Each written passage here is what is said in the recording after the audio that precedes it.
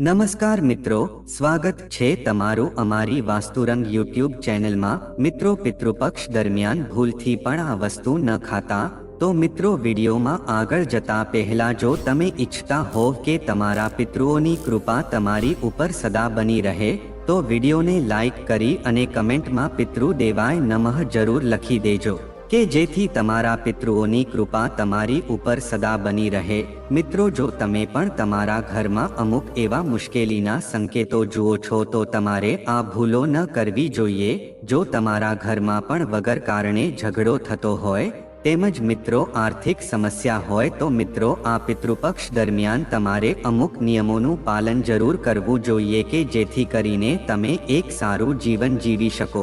તેમજ મિત્રો, પિતૃપક્ષ દરમિયાન આપણે ઘણી એવી ભૂલ કરીએ છીએ કે જે આપણે ન કરવી જોઈએ। મિત્રો, આપણા હિન્દુ ધર્મમાં પિતૃપક્ષનું મહત્વ બહુ હોય છે। આથી પિતૃપક્ષ દરમિયાન આપણા પૂર્વજો પિતૃલોક ઉપરથી ધરતી ઉપર આપણને મળવા માટે આવે છે। આથી મિત્રો, પિતૃપક્ષના ઘણા બધા નિયમો આપણા શાસ્ત્રોમાં જણાવવામાં આવ્યા છે। જો તે નિયમોનું પાલન ન કરવામાં આવે તો તે પિતૃદોષનું કારણ બને છે। પિતૃદેવ છે ઈર્ષાય થઈ શકે છે। મિત્રો, પિતૃપક્ષ દરમિયાન શુભ અને માંગલિક કાર્યો કરવાની સાથે સાથે કેટલીક એવી વસ્તુઓ પણ છે કે જે પિતૃપક્ષ દરમિયાન ભૂલથી પણ આપણે ન ખાવી જોઈએ। મિત્રો, પિતૃપક્ષ પૂર્વજોને સમર્પિત હોય છે, તેથી મિત્રો આવા સમયમાં ભોજનનું વિશેષ મહત્વ જણાવવામાં આવ્યું છે। મિત્રો, આ દરમિયાન પિતૃઓ માટે ભોજન અલગથી જ બનાવવામાં આવે છે। બ્રાહ્મણોને ભોજન ખવડાવવામાં આવે છે, પરંતુ શાસ્ત્રોમાં કેટલીક એવી વસ્તુઓનો ઉલ્લેખ છે કે જે પિતૃપક્ષ દરમિયાન ભૂલથી પણ ન ખાવી જોઈએ। એટલે કે એવી વસ્તુઓ છે કે જેનું પિતૃપક્ષ દરમિયાન ન તો સેવન કરવું જોઈએ અને ન તો આ વસ્તુઓ પિતૃઓ કે બ્રાહ્મણોને અર્પણ કરવી જોઈએ। તો મિત્રો, આવો આપણે જાણીએ કે પિતૃપક્ષ દરમિયાન એવી કઈ વસ્તુઓ છે કે જેનું સેવન આપણે ભૂલથી પણ ન કરવું જોઈએ। તો મિત્રો, પિતૃપક્ષમાં આટલી વસ્તુ તમારે ભૂલથી પણ ન ખાવી જોઈએ। મિત્રો, સૌપ્રથમ મસૂરની દાળ ન ખાવી જોઈએ, કારણ કે તેને શાસ્ત્રોમાં વર્જિત માનવામાં આવે છે।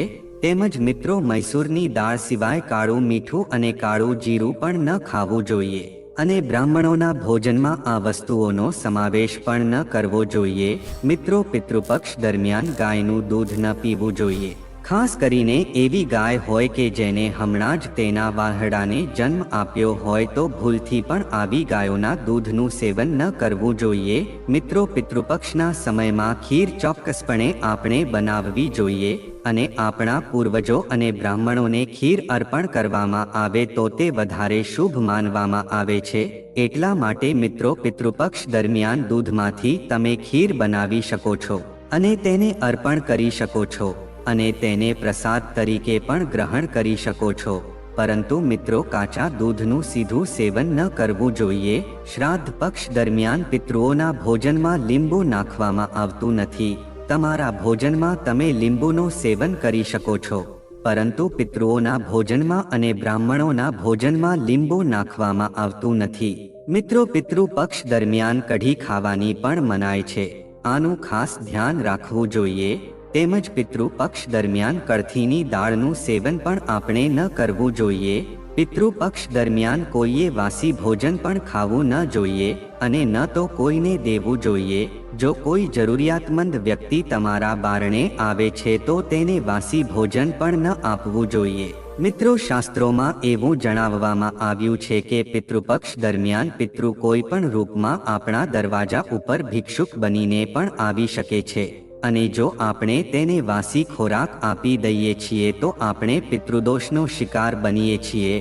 આથી આપણે એ વસ્તુનું ખાસ ધ્યાન રાખવું જોઈએ કે વાસી ખોરાક છે એ કોઈને ન આપવો જોઈએ અને આપણે તેને ગ્રહણ પણ કરવો ન જોઈએ। આથી પિતૃપક્ષ દરમિયાન ભૂલથી પણ ક્યારે આપણે પાડોશીઓ પાસેથી માંગીને ભોજન ન ખાવું જોઈએ અને તેને કોઈ વસ્તુ ઉધાર પણ આપવી ન જોઈએ। પિતૃપક્ષ દરમિયાન એવું કોઈ કામ મિત્રો આપણે ન કરવું જોઈએ કે જેનાથી આપણા પિતૃઓ નારાજ થાય। આથી ધ્યાનમાં એ વસ્તુ રાખવી જોઈએ। પિતૃપક્ષ દરમિયાન તમે તમારા પૂર્વજો માટે જે પણ ભોજન તૈયાર કરો છો તે ભોજનમાં તમારે તલ જરૂર નાખવા જોઈએ। પિતૃપક્ષ દરમિયાન જે કોઈ પિતૃઓ માટે ભોજન બનાવે છે અથવા તો બ્રાહ્મણોને ભોજન પીરસે છે તો તેમાં કાળા તલ અવશ્ય નાખવા જોઈએ.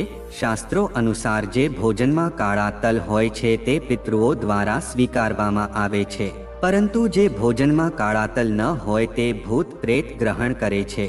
એટલા માટે આ વાતનું ખાસ ધ્યાન રાખવું જોઈએ કે તમારે તમારા પૂર્વજોના ભોજનમાં કાળા તલ ઉમેરીને જ ભોજન અર્પણ કરવું જોઈએ. તો મિત્રો, વિડીયોમાં આગળ વધતા પહેલા જો તમે તમારા પિતૃઓની કૃપા તમારી ઉપર સદૈવ રાખવા માંગતા હોવ તો મિત્રો આ વિડીયોને લાઈક કરી અને કોમેન્ટમાં પિતૃ દેવાય નમઃ જરૂર લખી દેજો કે જેથી કરીને તમારા પિતૃઓની કૃપા તમારી ઉપર હંમેશને માટે બની રહે. તો મિત્રો, હવે આપણા જાણીએ કે આપણે આપણા પિતૃઓની સંતુષ્ટિ માટે ઉપાય અવશ્ય કરવા જોઈએ. જે કોઈ પણ પૂરી શ્રદ્ધાથી પોતાના પિતૃઓની મુક્તિઓની કામના કરે છે તો એના પિતૃઓ એને સુખ સમૃદ્ધિના આશીર્વાદ પ્રદાન કરે છે. મિત્રો, આપણે સંસ્કૃતિમાં પૂર્વજોના આશીર્વાદ પ્રાપ્ત કરવા એ બહુ આવશ્યક માનવામાં આવે છે.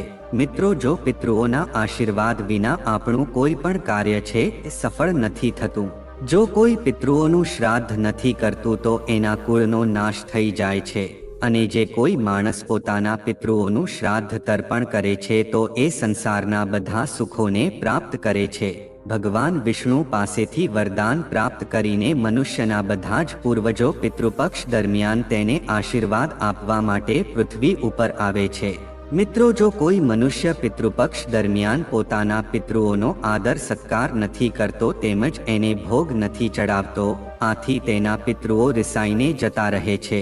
આથી મનુષ્યને પિતૃદોષ લાગી શકે છે, અને એ પિતૃદોષના કારણે જ મનુષ્યને ભયંકર દુઃખોનો સામનો કરવો પડે છે. મિત્રો, ગરુડ પુરાણ અનુસાર જો કોઈ તીર્થ સ્થાન ઉપર પિતૃઓના તર્પણ અને તેના શ્રાદ્ધનું વિશેષ મહત્વ હોય છે. એવી પણ માન્યતા છે કે શ્રાદ્ધ તર્પણ વિધિ કરવાથી પિતૃઓને મોક્ષની પ્રાપ્તિ થાય છે. પણ મિત્રો, જો તમે પિતૃપક્ષ દરમિયાન આ બધી વસ્તુઓ નથી કરતા તો તમને પિતૃદોષ લાગી શકે છે કે જેના લીધે તમારે બહુ બધી મુશ્કેલીઓનો સામનો કરવો પડે છે. પિતૃપક્ષમાં અમુક એવી વસ્તુ હોય છે કે જે આપણે ખાવી ન જોઈએ. એ વસ્તુમાં મિત્રો ચણા, મસૂરની દાળ, લસણ, ડુંગળી તેમજ કાળું મીઠું ન ખાવું જોઈએ.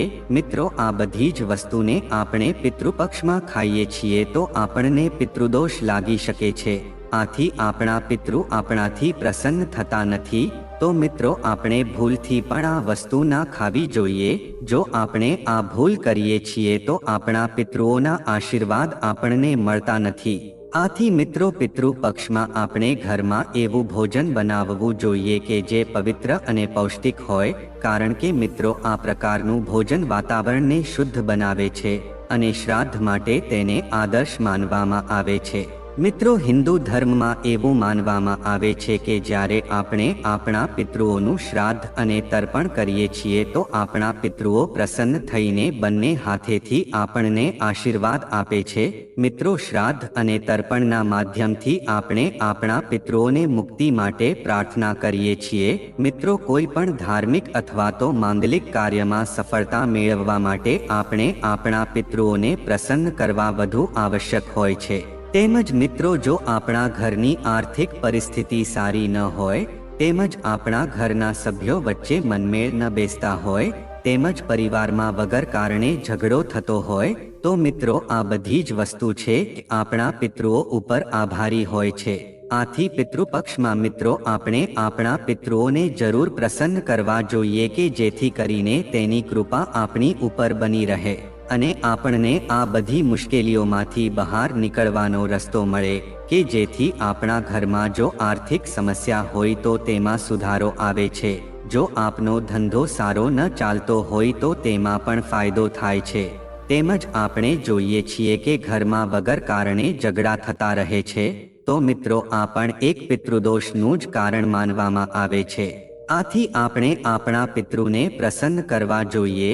એટલા માટે મિત્રો પિતૃ પક્ષનું મહત્વ બહુ છે. આ સમય છે એ આપણા પિતૃઓના આત્માને શાંતિ આપવાનો સર્વોત્તમ અવસર છે. આટલા માટે મિત્રો પિતૃપક્ષ દરમિયાન પોતાના પિતૃઓનું શ્રાદ્ધ અને તર્પણ કરવાનું ન ભૂલવું જોઈએ. મિત્રો પિતૃપક્ષના આ 16 દિવસમાં મહત્વપૂર્ણ નિયમોનું પાલન કરવું બહુ જરૂરી માનવામાં આવે છે. મિત્રો સૌથી પહેલા પિતૃપક્ષ દરમિયાન કોઈ પણ પ્રકારના નશીલા પદાર્થોનું સેવન આપણે ન કરવું જોઈએ. તેની સાથે પણ મિત્રો જે વ્યક્તિ શ્રાદ્ધ કરે છે એને આ 16 દિવસ સુધી બ્રહ્મચર્યનું પાલન કરવું જોઈએ. એની સિવાય આ સમયમાં કોઈ પણ પ્રકારના નવા વસ્ત્રો તેમજ કિંમતી સામાન ખરીદવો ન જોઈએ. કારણ કે મિત્રો આ સમય છે એ પિતૃઓ પ્રત્યે શાંતિ અને સમર્પણનો સમય હોય છે. તેમજ મિત્રો શ્રાદ્ધની વિધિમાં તર્પણ માટે તલ અને ગંગાજળનો ઉપયોગ જરૂર કરજો. પણ મિત્રો પિતૃઓને પ્રસન્ન કરવા માટે સફેદ ફૂલ, અડદ, ગાયનું દૂધ, ઘી, ખીર, ચોખા અને ઘઉં શ્રાદ્ધમાં અર્પિત કરવા જોઈએ. મિત્રો આટલી સામગ્રી છે આપણા પિતૃઓને જરૂર પ્રસન્ન કરે છે અને તેના આત્માને શાંતિ પ્રદાન કરે છે. મિત્રો તુલસી, આંબો તેમજ પીપળાના વૃક્ષમાં જળ અર્પણ કરવું પણ બહુ શુભ માનવામાં આવે છે. આનાથી પિતૃઓના આશીર્વાદ પ્રાપ્ત થાય છે અને પરિવારમાં સુખ શાંતિ બની રહે છે. જ્યારે તમે પણ તમારા પિતૃઓનું શ્રાદ્ધ કરી રહ્યા છો તો મિત્રો સૂર્યદેવને જળ જરૂર અર્પણ કરજો. તેની સાથે ગાયત્રી મંત્ર તથા પિતૃ સ્ત્રોતનો પાઠ દક્ષિણમુખી થઈને કરવો જોઈએ. આ બધી જ વસ્તુ આપણા પિતૃઓને શાંતિ આપે છે અને શ્રાદ્ધને સફળ બનાવે છે. મિત્રો આ 16 દિવસમાં કરવામાં આવેલા તર્પણ, પિંડદાન તેમજ શ્રાદ્ધ કર્મથી પિતૃઓ પ્રસન્ન થાય છે અને તેના આશીર્વાદથી આપણે આપણા જીવનમાં ઉન્નતિ તેમજ સુખ સમૃદ્ધિના માર્ગ ઉપર જઈ શકીએ છીએ. આટલા માટે મિત્રો પિતૃપક્ષના દિવસોમાં આ નિયમોનું પાલન અવશ્ય કરવું જોઈએ અને આપણા પિતૃઓનું શ્રાદ્ધ પૂરી શ્રદ્ધા અને સમર્પણની સાથે કરવું જોઈએ. મિત્રો પિતૃઓના આશીર્વાદથી તેમજ તેની પ્રસન્નતાથી આપણા જીવનમાં હંમેશા શાંતિ અને સફળતા બનેલી રહે છે. મિત્રો પિતૃપક્ષ છે એ હિન્દુ ધર્મમાં બહુ શુભ સમય માનવામાં આવે છે.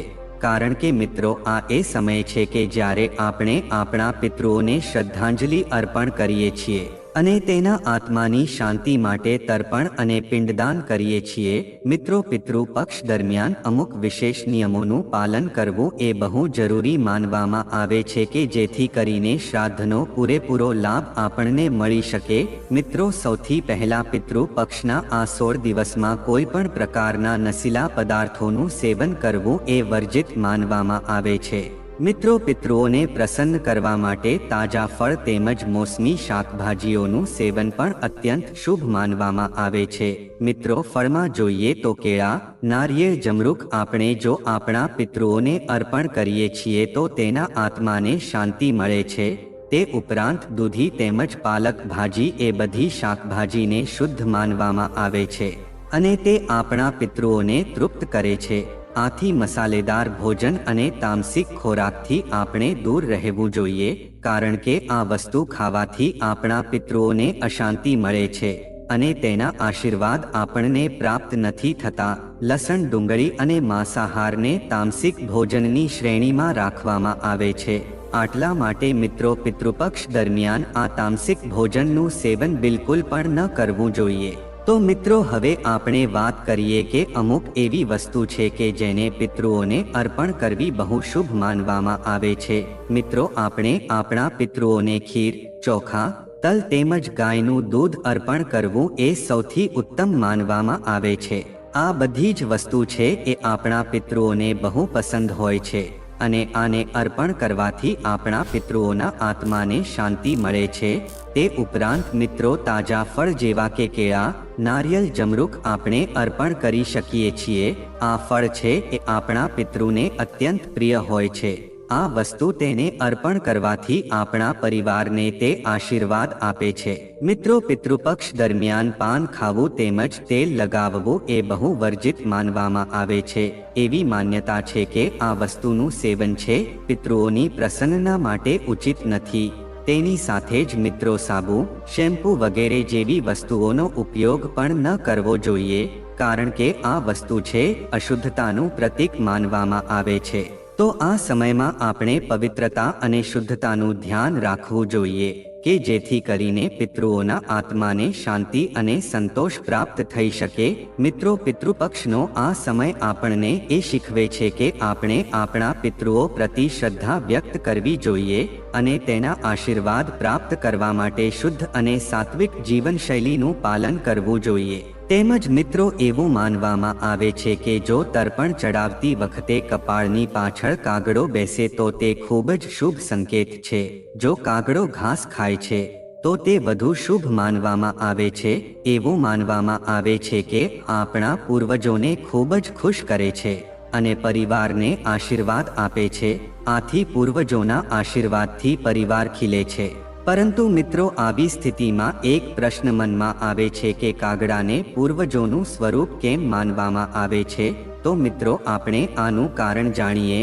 એવું માનવામાં આવે છે કે એક વખત ઇન્દ્રના પુત્ર જયંતે કાગડાનું રૂપ ધારણ કર્યું અને સીતાજીના પગને ઈજા પહોંચાડી હતી. આ જોઈને ભગવાન શ્રી રામે બ્રહ્માસ્ત્રને ચલાવીને કાગડાની એક આંખ તોડી નાખી હતી. આ પછી જયંતને પોતાની ભૂલ સમજાઈ અને ભગવાન શ્રી રામની માફી માંગવાનું શરૂ કર્યું. આ પછી ભગવાન શ્રી રામે તેમને માફ કરી દીધા હતા અને કહ્યું કે આજ પછી તમને આપવામાં આવેલો ખોરાક પૂર્વજો દ્વારા પ્રાપ્ત થશે.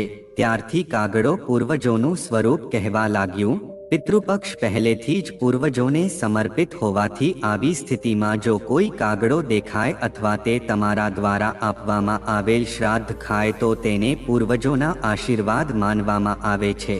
તેમજ મિત્રો, શાસ્ત્રોમાં કાગડાને યમરાજનું પ્રતીક માનવામાં આવે છે. યમરાજ મૃત્યુના દેવ છે. એવું માનવામાં આવે છે કે જો કાગડો તમારા દ્વારા આપવામાં આવેલો ખોરાક ખાય છે તો યમરાજ તેનાથી ખૂબ જ પ્રસન્ન થાય છે અને તેને તમામ મુશ્કેલીઓમાંથી મુક્તિ મેળવવા સાથે શાંતિ મળે છે. એવું કહેવાય છે કે પ્રાચીન સમયમાં યમરાજે કાગડાને વરદાન આપ્યું હતું કે તને આપવામાં આવતો ખોરાક પૂર્વજોને શાંતિ આપશે. ત્યારથી કાગડાને ખોરાક આપવાની પ્રથા ચાલી રહી છે. તેમજ મિત્રો, પિતૃપક્ષમાં આટલી વસ્તુનું દાન કરવું બહુ શુભ માનવામાં આવે છે. પહેલું દાન ગાયનું દાન છે. મિત્રો, ધાર્મિક દૃષ્ટિએ ગાયનું દાન તમામ દાનમાં શ્રેષ્ઠ માનવામાં આવે છે. પરંતુ શ્રાદ્ધ પક્ષ દરમિયાન કરવામાં આવેલું ગાયનું દાન દરેક સુખ અને સંપત્તિ આપનારું માનવામાં આવે છે. તેમજ બીજું તલનું દાન છે. શ્રાદ્ધની દરેક વિધિમાં તલનું મહત્વ હોય છે. તેવી જ રીતે શ્રાદ્ધમાં દાનની દૃષ્ટિએ કાળા તલનું દાન કરવાથી પરેશાનીઓ અને વિપત્તિઓથી રક્ષણ મળે છે. તેમજ ત્રીજું ઘીનું દાન છે. શ્રાદ્ધ દરમિયાન વાસણમાં ગાયના ઘીનું દાન કરવું પરિવાર માટે શુભ અને શુભ માનવામાં આવે છે. તેમજ મિત્રો, ચોથું અનાજનું દાન છે. અન્નદાનમાં ઘઉં અને ચોખાનું દાન કરવું જોઈએ. તેમની ગેરહાજરીમાં અન્ય કોઈ પણ અનાજ પણ દાન કરી શકાય છે. આ દાન જો નિશ્ચય સાથે કરવામાં આવે તો તે ઈચ્છિત પરિણામ આપે છે. તો મિત્રો, જો આ માહિતી તમને ગમી હોય તો વિડીયોને લાઈક કરી અને ચેનલને સબસ્ક્રાઇબ પણ કરી દેજો કે જેથી કરીને અમે રોજ વાસ્તુશાસ્ત્રને લગતા વિડીયો લાવતા રહીએ. તમારો દિવસ શુભ રહે. મિત્રો, ધન્યવાદ.